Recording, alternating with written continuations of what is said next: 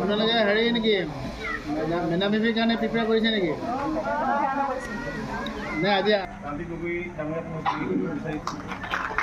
আৰু ইয়াৰ বাবে প্ৰচাৰ উচিত ভৱেন সোণোৱাল ডাঙৰীয়া আছে তেখেতক মই চিনাকি কৰি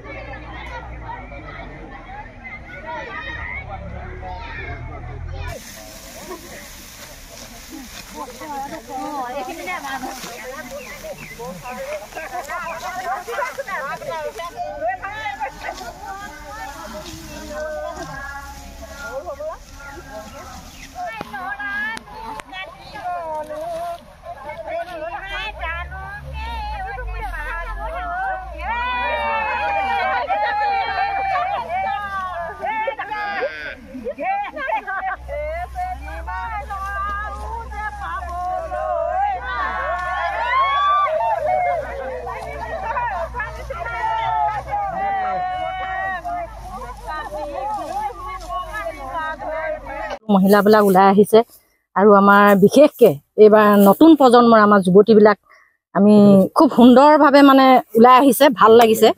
আৰু আমি ভাবিছোঁ আমি যিদৰে আহোমৰ আমি ঐতিহ্যপূৰ্ণ যিবিলাক মঠ মন্দিৰ হওক বা ঠাই হওক, আমাৰ বেয়া লাগে আমাৰ আঘোণিবাৰীখন মানে খুব জৰাজীৰ্ণ অৱস্থা, কিন্তু আজি দ্বিতীয়বাৰ হৈছে আমাৰ মেডাম মেফি, দ্বিতীয়বাৰ পাইছোঁ। প্ৰথমবাৰটো খুব মানে জাক জমকতাৰে হৈছিল আৰু এইবাৰ তাতকৈ আমি বেছি জাক জমকতাৰে পাতিম বুলি মানে সকলো ওলাই আহিছোঁ। আৰু আহিব ৰাইজ সকলোৱে বিশেষ কাৰণত মানে আহিব নোৱাৰিলে আজি।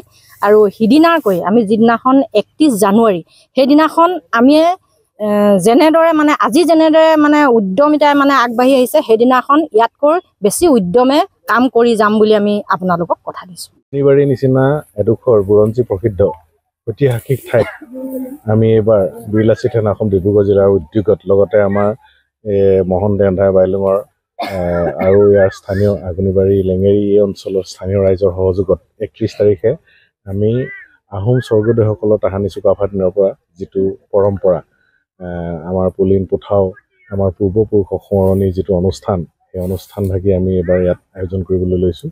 আৰু তাৰ প্ৰস্তুতি হিচাপে আজি ইয়াত সকলোবিলাক আহিছে মানুহ, প্ৰায় এমাহমানৰ পৰা প্ৰস্তুতি চলি আছে যদিও পূৰ্ণাংগ প্ৰস্তুতি আজিৰ পৰাই বুলি আমি দেখিছোঁ ইয়াত। আৰু গোটেইখন আমাৰ স্থানীয় যিসকল মহিলা আই মাতৃ, যিসকল যুৱক যুৱতী, সকলোৰে এটা খুব ধুনীয়া সুন্দৰ সহযোগ পাইছোঁ। কেৱল মাত্ৰ আমি বীৰলাচিত থানাই উদ্যোগহে লৈছোঁ কামটোত, খালি ইয়াৰ গোটেই কামখিনি আমাৰ স্থানীয় পুৰুষ মহিলা নিৰ্বিশেষে বিভিন্ন দল, জাতীয় অন্যান্য জাতীয় দল সংগঠন আছে, তেওঁলোকেও আমাক সহায় কৰিছে।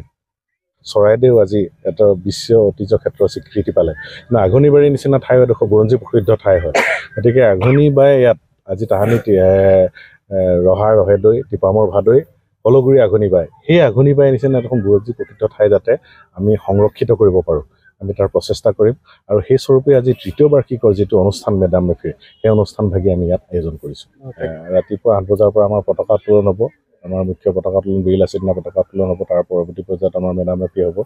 আৰু সেই সময়তে আমি সৰু সৰু ল'ৰা ছোৱালী যিসকল প্ৰতিভাসম্পন্ন কিছুমান আমি উলিয়াই আনিবৰ কাৰণে অলপ চিত্ৰাংকন প্ৰতিযোগিতা, কুইজ প্ৰতিযোগিতা সেইটো হেৰি কৰিছোঁ। আৰু আমাৰ গোটেই বক্তব্যখিনি আমি ৰাইজৰ মাজলৈ আগবঢ়াই দিবৰ কাৰণে মুকলি সভাখন দিছোঁ। আৰু মুকলি সভাতে আমি এই মেডাম মেফিৰ তাৎপৰ্য লগতে আহোমৰ ঐতিহ্য ক্ষেত্ৰ বা অন্যান্য কৃষ্টি সংস্কৃতি যিবিলাক আমি সেই আলোচনাৰ মাধ্যমেৰে আমি সমাজৰ মাজলৈ এইটো এৰি দিব বিচাৰিছোঁ।